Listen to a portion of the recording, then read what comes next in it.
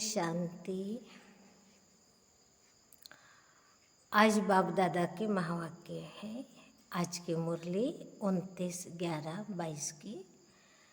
मीठे बच्चे, तुम्हें मनुष्य से देवता बनना है, इसलिए दैवी फजीलत मैनर्स धारण करो, असुरी अवगुणों को छोड़ते जाओ, पावन बनो। प्रश्न है आज का, दैवी मैनर्स धारण करने वाले की परख किस एक बात से हो सकते हैं? उत्तर, सर्विस से। कहाँ तक पति से पावन बने हैं और कितनों को पावन बनाने की सेवा करते हैं? अच्छे पुरुषार्थी है या अभी तक असुरी अवगुण है? यह सब सर्विस से पता चलता है। तुम्हारी यह ईश्वरी मशीन है ही दैवी फजीलत सिखाने की। तुम श्रीमत पर पति मनुष्य को पावन बनाने की सेवा करते हो। गीत है आज का, ओम नमो शिवाय। ओम शांति। भक्ति मार्ग में महिमा करते हैं शिवाय नमः। ऊंचे ऊंचे शिव, उनको ही शिव परमात्मा कहा जाता है। ब्रह्मा देवताय नमः, विष्णु देवताय नमः कहा जाता है और शिव परमात्माय नमः। फर्क हुआ ना, क्योंकि ब्रह्मा विष्णु शंकर देवता है और शिव परमात्मा स्वयं भगवान परमात्मा है, इसलिए उनकी महिमा भी फर्क है। परमात्मा एक है, वह ऊंचे ते ऊंचे है, उनकी महिमा भी ऊंचे है। इस समय ऊंचे ते ऊंचा कर्तव्य करते हैं, उनका धाम भी ऊंचे ते ऊंचा है, नाम भी ऊंचे है और किसी को परमात्मा नहीं कहते।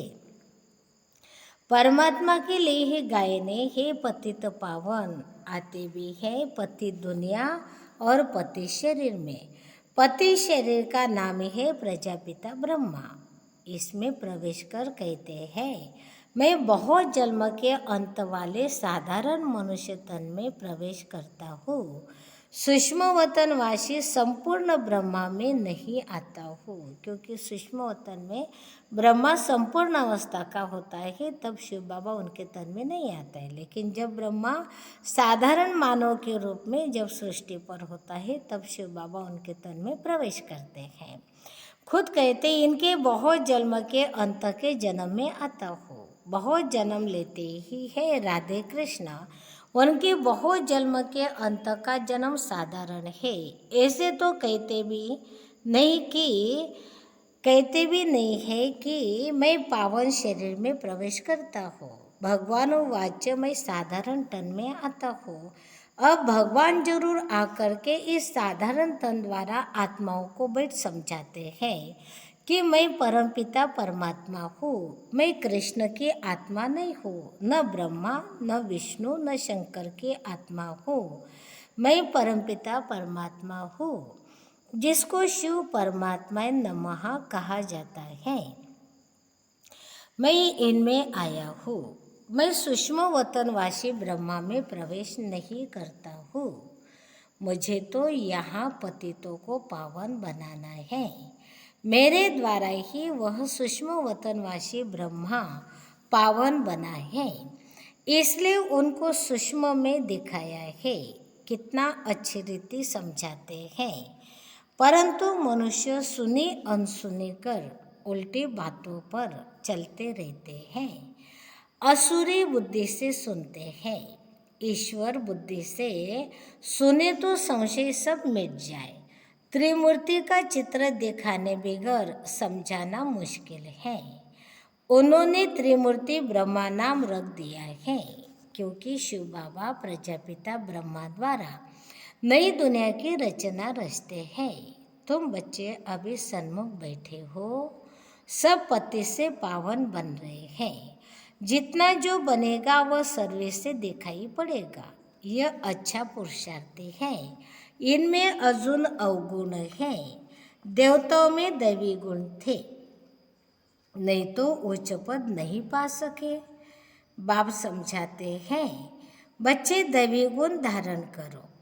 खान पान चलन में फजीलत चाहिए। पतित मनुष्यों को बद फजीलत कहेंगे। देवताएं फजीलत मैनर्स वाले हैं, तब तो उन्हों का गायन है। हर एक को पुरुषार्थ करना है, जो करेगा सो पाएगा। अब भगवान तुमको सहज राजयोग और ज्ञान सिखला रहे हैं। ज्ञान सागर एक बाप है, जो तुम्हें ज्ञान देकर सद्गति में ले जाते हैं। उन्हें ही सुखदेव कहा जाता है। तो यहाँ की सब बातें न्यारी हैं। जो ब्राह्मण बनने वाले होंगे, उन्हों की ही बुद्धि में ज्ञान बैठता है। बहुत करके पूछते हैं, दादा को ब्रह्मा क्यों बनाया है? बोलो, इन बातों को बैठकर समझो। हम तुमको इनके 84 जन्म की कहानी सुनाई। सब ब्रह्मा कुमार कुमारियाँ पावन बन देवता बन जाएंगे। पावन बनने बगैर वर्षा मिल नहीं सकता। भगवान उच्च उच्च निराकार शिव बाबा है। वर्षा देने के लिए जरूर ब्रह्मा तन में आएगा। यह प्रजापिता ब्रह्मा है। सूक्ष्म वतनवासी ब्रह्मा को प्रजापिता नहीं कहेंगे। वह थोड़ी प्रजा रचेंगे। हम ब्रह्म कुमार कुमारियाँ साकार में हैं, तो प्रजापिता ब्रह्मा भी साकार में है। यह राज आकर समझो। हम इस दादा को भगवान नहीं कहते, यह प्रजापिता है। इनके तन में शिव बाबा आते हैं पावन बनाने। या कोई पावन है नहीं। त्रिमूर्ति शिव के बदले त्रिमूर्ति ब्रह्मा को दिया है, परंतु त्रिमूर्ति ब्रह्मा का कोई अर्थ नहीं है। ब्रह्मा को मनुष्य का रचयिता भी कहते हैं, इसलिए प्रजापिता कहा जाता है।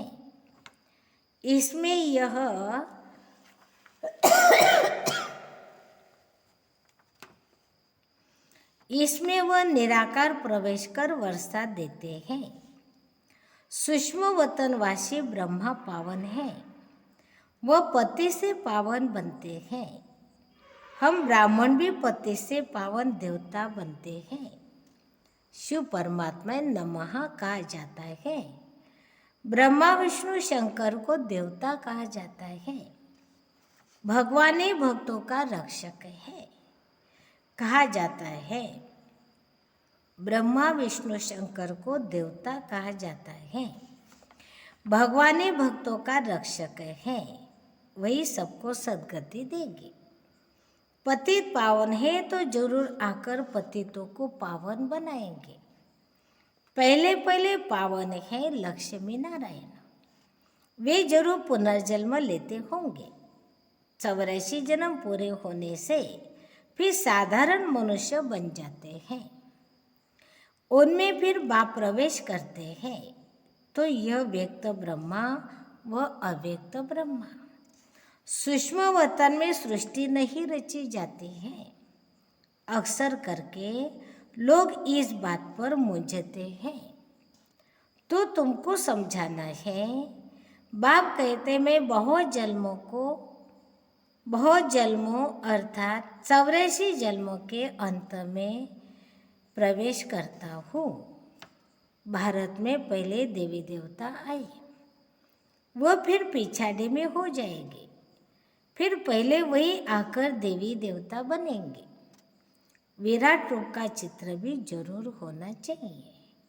बच्चों ने अर्थ सहित बनाया है। ब्राह्मण चोटी, देवता शेर, क्षत्रिय भुजाएं, वैश्य पेट और शूद्र पैर। शूद्र के बाद फिर ब्राह्मण। वर्णों का भी चक्र हुआ ना, यह भी समझाना और समझना है। बाबा ने बहुत बार समझाया है कि अखबार में पढ़ता है फलाना स्वर्गवासी हुआ, तो उनको चिट्ठी लिखनी चाहिए कि स्वर्गवासी हुआ तो जरूर नरक में था, और अब है ही नरक, तो जरूर पुनर्जन्म नरक में लेंगे। अगर स्वर्ग में गया फिर तुम उनको बुलाकर नरक का भोजन क्यों खिलाते हो? तुम रोते क्यों हो? परंतु इतनी बुद्धि नहीं है जो समझे कि स्वर्ग की स्थापना तो बाप ही आकर करते हैं। राजयोग सिखाते हैं। तुम ब्राह्मण संगम पर बाप से वर्षा ले रहे हो। बाकी सब है कलयुग में। संगम पर आत्मा परमात्मा मिल रहे हैं। इनको कुंभ का मेला कहा जाता है। तुम ज्ञान गंगा ये ज्ञान सागर से निकले हो। भक्ति में समझते हो गंगा में स्नान करने से पावन बन जाएंगे। पावन बनना तो तुम्हारे मिशन का कर्तव्य है। यह है ईश्वरीय मिशन। तुम ही पतित मनुष्य को पावन देवता बनाते हो। श्रीमत पर श्री कृष्ण पतित पावन नहीं है। वो पूरे 84 जन्म लेते हैं। पहले है लक्ष्मी नारायण, फिर अंत में ब्रह्मा सरस्वती, आदिदेव आदि देवी बनते हैं। अभी ये बातें किसने समझाई? शिव परमात्मा नमः गाते भी है। हे परमपिता परमात्मा, आपके गतमत सबसे न्यारे हैं। वह श्रीमत देते हैं गति के लिए, गति और सदगति। दुर्गति वालों की सदगति करने वाला, उनकी श्रीमत सब मनुष्य से न्यारी है। बाकी भक्ति मार्ग है घोर रात्रि, आधा कल्प है ज्ञान दिन। शिव बाबा कहते हैं मैं अंधेरी रात में आता हूँ रात को दिन बनाने। यह ज्ञान एक ही ज्ञान सागर शिव बाबा के पास है। ऋषि मुनि आदि सब कहते आए हैं कि परमात्मा बेअंत है। बाप को नहीं जानते तो गोया नास्तिक ठहरे। आधा कल्प है नास्तिक, आधा कल्प है आस्तिक।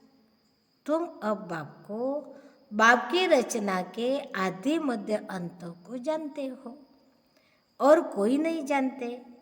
इसलिए कहा जाता है निधन के। अनेक धर्म अनेक मतें हो गई हैं। अब बाप कहते हैं इस पुरानी दुनिया का संन्यास करना है। याद करना है शांति धाम और सुख धाम को। जितना याद करेंगे उतना उच्च पद पाएंगे। गृहस्थ व्यवहार में भल रहो, सिर्फ पवित्र बनो। धंधे बिगड़ गृहस्थ कैसे चलेगा? सिर्फ पवित्र बनना है और बाप को याद करना है। बाप कहते हैं मैं सोनार भी हूँ। तुम्हारी आत्मा और शरीर दोनों ही पतित है। इसलिए तुम्हारी आत्मा जब पावन बने तब फिर शरीर भी पावन मिले। सच्चे सोने का जेवर भी ऐसा बनेगा ना। अब तो आत्मा और शरीर दोनों ही आयरन एजेंट है। फिर पावन बनने की युक्ति बाप बताते हैं। इसलिए कहते हैं तुम्हारे गतमत श्रीमत सबसे न्यारी है। अभी तुम जानते हो यह सदगति का रास्ता कोई बता नहीं सकते।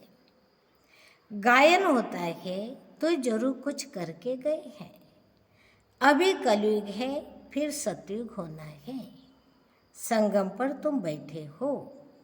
तुम ब्रह्मावंशी ब्राह्मण हो। कमल फूल समान पवित्र रहते हो। तुम्हारी माया के साथ युद्ध है। माया से ही कोई फेल हो जाते हैं। काम का गुस्सा जोर से लगता है। बाबा कहते खबरदार रहो। अगर गिरा तो फिर किसी को कह नहीं सकेगी कि काम महाशत्रु है। बाबा कहते फिर भी पुरुषार्थ करो। एक बार हराया दूसरी बार हराया, फिर अगर तीसरी बार हराया तो खत्म, पद भ्रष्ट हो जाएगा। प्रतिज्ञा की है तो उस पर पूरा रहना है। प्रतिज्ञा कर फिर पतित नहीं बनना चाहिए। परंतु सब तो प्रतिज्ञा पर कायम नहीं रहते, गिरते भी रहते। कोई फिर बाप को छोड़ भी देते हैं, बहुत भगाने वाले हैं। अंत में तुमको पूरा साक्षात्कार होगा कि कौन क्या बनेंगे। पुरुषार्थ तो पूरा करना चाहिए। जो दुख देते हैं वो दुखी होकर मरते हैं। बाप तो सबको सुख देने वाला है। पद भी ऊंचा हो जाएगा। बेहद के बाप के साथ पूरा फरमानदार वफादार होकर रहना है। अच्छा, मीठे मीठे सीखे लते बच्चों प्रति माता पिता बाप दादा का याद प्यार और गुड मॉर्निंग। रूहानी बाप की रूहानी बच्चों को नमस्ते। हम रूहानी बच्चों की रूहानी माता पिता बाप दादा को याद प्यार नमस्ते। धारणा के लिए मुख्य सार। पहली पॉइंट, बाप के साथ वफादार फरमानदार होकर रहना है। कभी किसी को दुख नहीं देना है। दूसरी पॉइंट, बाप से पूरा वर्षा लेने के लिए पवित्र बनने का पूरा पुरुषार्थ करना है।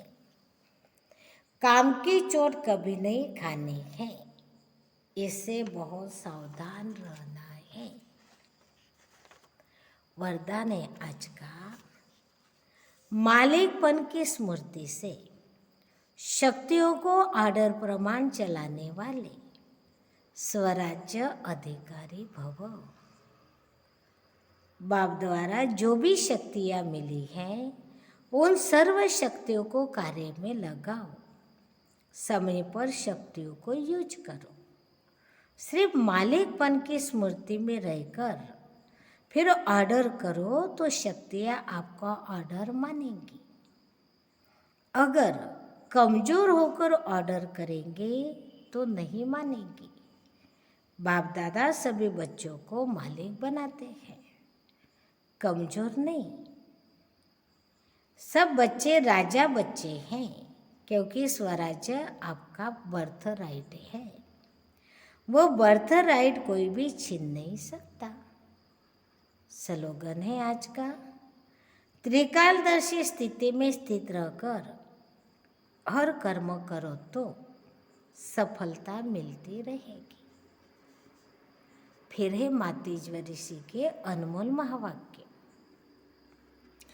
अब यह जो हम कहते हैं कि प्रभु हम बच्चों को उस पार ले चलो, उस पार का मतलब क्या है? लोग समझते हैं उस पार का मतलब है जन्म मरण के चक्र में न आना, अर्थात मुक्त हो जाना। अब यह तो हुआ मनुष्य का कहना, परंतु वो कहता है बच्चों, माना शिव बाबा कह रहा है बच्चों, सचमुच जहाँ सुख शांति है, दुख और शांति से दूर है, उसको कोई दुनिया नहीं कहते, है ना, जिसको परमधाम कहते। जब मनुष्य सुख चाहते हैं तो वो भी इस जीवन में होना चाहिए। अब वो तो सतयुगी वैकुंठ देवताओं की दुनिया थी, जहाँ सर्वदा सुखी जीवन थी। उसी देवताओं को अमर कहते थे। अब अमर का भी कोई अर्थ नहीं है। ऐसे तो नहीं देवताओं की आयु इतनी बड़ी थी जो कभी मरते नहीं थे। अब यह कहना उन्हों का रॉन्ग है, क्योंकि ऐसे है नहीं। उनकी आयु कोई सात्विक त्रेता तक नहीं चलती है, परंतु देवी देवताओं के जन्म सात्विक त्रेता में बहुत हुए हैं। 21 जन्म तो उन्होंने अच्छा राज्य चलाया है।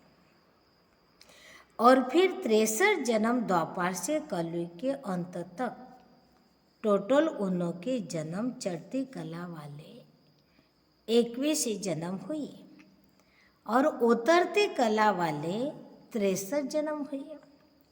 टोटल मनुष्य 84 जन्म लेते हैं। बाकी यह जो मनुष्य समझते हैं कि मनुष्य 84 लाख योनियां भोगते हैं, यह कहना भूले हैं, क्योंकि आत्मा कभी 84 लाख योनि जन्म लेती नहीं है, सिर्फ 84 जन्म। अगर मनुष्य अपनी योनि में सुख दुख दोनों पार्ट भोग सकते हैं, तो फिर जानवर योनि में भोगने की जरूरत ही क्या है। अब मनुष्य को यह नॉलेज ही नहीं। मनुष्य तो 84 जन्म लेते हैं। बाकी सृष्टि पर जानवर पशु पंछी आदि टोटल 84 लाख योनियां हो सकते हैं। अनेक किस्म के जैसे पैदाइश हैं, उनमें भी मनुष्य योनि में ही अपना पाप पुण्य भोग रहे हैं और जानवर अपनी योनियों में भोग रहे हैं। न मनुष्य जानवर की योनि लेता और न जानवर मनुष्य की योनि में आता है। मनुष्य को अपनी योनि में जन्म में भोगनी पड़ती है। दुख सुख की महसूसता आती है। ऐसे जानवर को भी अपनी योनि में सुख दुख भोगना है, मगर उनमें यह बुद्धि नहीं कि यह भोगना किस कर्म से हुई है। उन्हों के भोगना को भी मनुष्य फील करता है, क्योंकि मनुष्य है बुद्धिवान। बाकी ऐसे नहीं कि मनुष्य कोई 84 लाख योनियां भोगते हैं। जड़ झाड़ भी योनि लेते हैं। यह तो सहज और विवेक की बात है कि जड़ झाड़ ने क्या कर्म अकर्म किया है, जो उन्हों का हिसाब किताब बनेगा। जैसे देखो, गुरु नानक साहब ने ऐसे महावाक्य उच्चारण किए हैं, अंत काल में जो पुत्र सिमरे, ऐसी चिंता में जो मरे, सुएर की योनि में वलवल उतरे। परंतु इस कहने का मतलब यह नहीं कि मनुष्य कोई शुकर की यानी योनि लेता है। मनुष्य कोई शुकर की योनि लेता है, परंतु शुकर का मतलब यह है कि मनुष्य का कार्य भी ऐसा होता है जैसे जानवरों का कार्य होता है। बाकी ऐसे नहीं कि मनुष्य कोई जानवर बनते हैं। अब यह तो मनुष्य को डराने के लिए शिक्षा देते हैं, तो अपने को इस संगम समय पर अपने जीवन को पलटाए, पापात्मा से पुण्य आत्मा बनाना है। अच्छा, ओम शांति।